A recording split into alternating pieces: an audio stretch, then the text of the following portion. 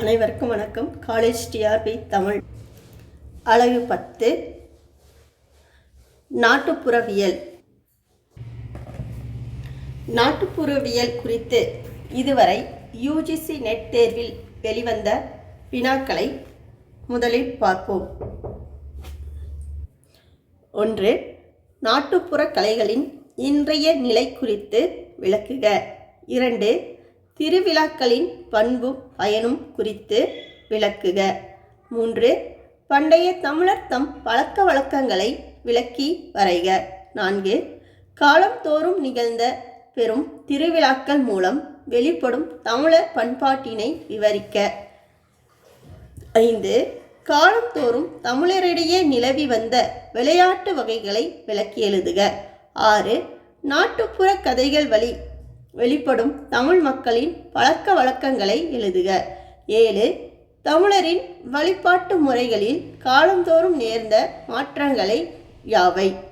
8. இலக்கியம் வழி அறியலாகும் மகளிர் விளையாட்டுக்கள் பற்றி விளக்குக. 9. பண்டைய தமிழர் நாட்டுப்புற நம்பிக்கைகள் இன்றும் தமிழகத்தில் தொடர்கின்றன என்பதற்கு சான்று காட்டி விளக்குக. 10. கனவுகள் பற்றி தமிழர் நம்பிக்கைகளை சுட்டுக. 11. தமிழரின் திருவிழாக்களில் தேவையையும் பயனையும் விளக்குக. 12. நாட்டுப்புற கலைகளை காக்க வேண்டியதின் தேவையை எழுதுக. 13.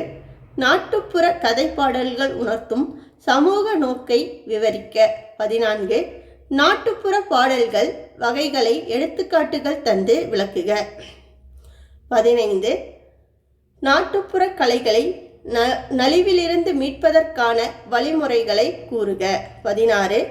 நாட்டுப்புற கலைகளை பேணி பாதுகாப்பதன் இன்றியமையாமை குறித்து விளக்கி வரைக. 17. நாட்டுப்புற கலைகளை வெளிப்படுத்தி அவற்றின் இன்றைய நிலை குறித்து விளக்குக. நாம் இந்த வினாக்களை பார்த்தோம் அப்படின்னா நமக்கு தெளிவாக தெரியுது. வந்த வினாக்களே, அதாவது கலைகள் குறித்து 1வது கேள்வி நாட்டுப்புற கலைகள் குறித்து இன்றைய நிலை குறித்து விளக்குக அப்படின்றதும், 12வது கேள்வி நாட்டுப்புற கலைகளை காக்க வேண்டியதன் தேவையை எழுதுக அப்படின்றதும், 15வது கேள்வி நாட்டுப்புற கலைகளை நலிவிலிருந்து மீட்பதற்கான வழிமுறைகளை கூறுக அப்படின்றதும், 16 மற்றும் 17 அதே இந்த 2 கேள்விகளும் என்ன நாட்டுப்புற கலைகள் குறித்தான கேள்விகளையே சொல்லியிருக்காங்க. அதே மாதிரி திருவிழா குறித்து கேட்கும் போதும் திருவிழாவின் பண்பும் பயனும் அப்படின்னு சொல்லியும் 14வது கேள்வி 4வது கேள்வியே காலந்தோறும் நிகழ்த்த பெறும் திருவிழாக்களின் மூலம் வெளிப்படும் தமிழரின் பண்பாட்டினை விவரிக்க அப்படின்ற 4வது கேள்வியும், 11வது கேள்வி தமிழரின் திருவிழாக்களின் தேவைகளையும் பயன்களையும் விளக்குக அப்படின்றதையும் நாம் பார்க்க முடியுது. ஒரே பகுதியிலிருந்தே வினாக்கள் திரும்பவும் கேட்டிருக்கிறத அறிய முடியுது. அதே மாதிரி நாட்டுப்புற பாடல்கள் வேறு, நாட்டுப்புற கதை பாடல்கள் வேறு. விளையாட்டு குறித்தும் நமக்கு 2 கேள்விகள் கேட்டிருக்காங்க. ஒன்று மகளிருடைய விளையாட்டு அப்படின்னு சொல்லி கேட்டிருக்காங்க. இன்னொன்று இலக்கியங்கள் வழி அறியலாகும் மகளிர் விளையாட்டு அப்படின்னு சொல்லி கேட்டிருக்காங்க. காலந்தோறும் தமிழரிடையே நிலவி வந்த விளையாட்டு வகைகளை விளக்கி எழுதுக அப்படின்னு சொல்லி 5வது கேள்வி கேட்டிருக்காங்க. விளையாட்டு குறித்து 2 கேள்விகள் ஒரே மாதிரி நமக்கு வந்திருக்கிறத இங்கே பார்க்க முடியுது.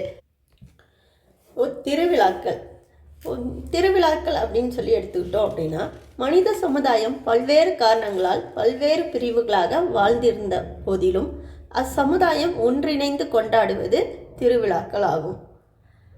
அப்போது திருவிழாக்கள் அப்படின்னு சொல்லி பார்த்தோன்னா தமிழ் வருடப்பிறப்பு, சித்ரா பௌர்ணமி, வைகாசி விசாகம், ஆடி 18, வரலட்சுமி விரதம், நவராத்திரி, தீபாவளி, விநாயகர் சதுர்த்தி, கார்த்திகை தீபம், பொங்கல், தைப்பூசம், ஆருத்ரா தரிசனம், மாசி மகம், மகா சிவராத்திரி எல்லாமே நமக்கு திருவிழாக்கள் தான். இதை பற்றி நாம் விரிவாக நடத்தணும் அப்படின்றது இல்லை. நம்மளுடைய அன்றாட வாழ்வில் நாம் பயன்படுத்திட்டு வர நாம் கொண்டாடுகின்ற திருவிழாக்கள் இதெல்லாம். இது எல்லாத்தையும் நீங்கள் ஒரு முறை ஒரு ஏதோ ஒரு நாட்டுப்புறவியல் புத்தகத்தை எடுத்து படிச்சிங்க அப்படின்னா கண்டிப்பாக உங்களால் இந்த வினாக்களுக்கு பதில் அளிக்க முடியும் அப்படின்னு சொல்லி நான் நம்புகிறேன். நாட்டுப்புறவியலை பொறுத்த வரைக்கும் இதனுடைய ஆய்வு கோட்பாடுகள், நாட்டுப்புற ஆய்வுகளும் ஆய்வாளர்களும் அப்படின்னு சொல்லி நமக்கு இருக்க பகுதியில் இருக்க இந்த பகுதியை மட்டும்தான் நீங்கள் கொஞ்சம் படிக்க வேண்டி வரும். வரலாற்று நிலவியல் கோட்பாடு, வரலாற்று மீட்டுருவ கோட்பாடு, லட்சிய கோட்பாடு, செயல்திறன் கோட்பாடு, உளவியல் ஆய்வு கோட்பாடு, அமைப்பியல் கோட்பாடு, வாய்மொழி கோட்பாடு, கலப்பு பண்பாட்டு கோட்பாடு, நாட்டுப்புற பண்பாட்டு கோட்பாடு, பண்பாட்டு குறித்து தனியாகவே கேள்விகள் வந்திருக்கு. அதனால் நாம் என்ன பண்ணோம், இந்த கோட்பாடுகளை பற்றி மட்டும் கொஞ்சம் நல்லா படிச்சுக்க வேண்டி இருக்கும். மற்றபடி வர எல்லாமே நாட்டுப்புற கலைகளோ நாட்டுப்புற இலக்கியங்களோ மருத்துவமோ விடுகதை பழமொழி இது எல்லாமே நாம் ஒரு முறை படிச்சுக்கிட்டா போதும். ஒரு முறை நீங்கள் புத்தகத்தை வாசிச்சிங்கனாவே நமக்கு நினைவில் இருக்கக்கூடியதாக இருக்கும். நாட்டுப்புறவியல் குறித்து வேறு ஏதேனும் தகவல்கள் உங்களுக்கு வேணும் அப்படின்னா கண்டிப்பாக நீங்கள் சொல்லுங்கள். நான் உங்களுக்கு நாட்டுப்புறவியல் குறித்து பிற பதிவுகளை போடுறேன். நன்றி, வணக்கம்.